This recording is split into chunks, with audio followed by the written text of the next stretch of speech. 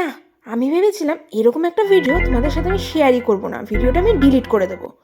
তারপরে ভাবলাম না, ভিডিওটা যখন ফোনে আছে শেয়ার করেই ফেলি।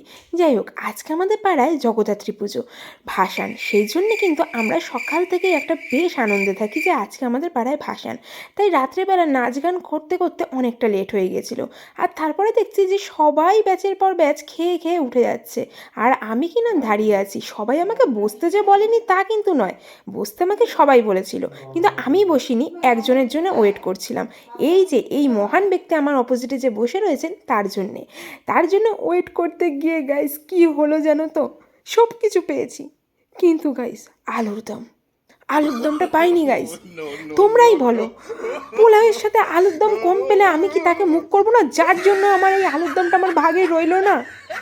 কি আর বলবো তোমাদেরকে। যাই হোক, আলুর দম পাইনি তো কী হয়েছে, এই চাটনিটা আমার দারুণ লাগে, সেটা খেয়েই কিন্তু আমি তৃপ্তি পেলাম। আর সব কিছুর পরে ডান্স তো হয়। তো চলো, ভিডিওটা কেমন লাগলো জানিও, টাটা।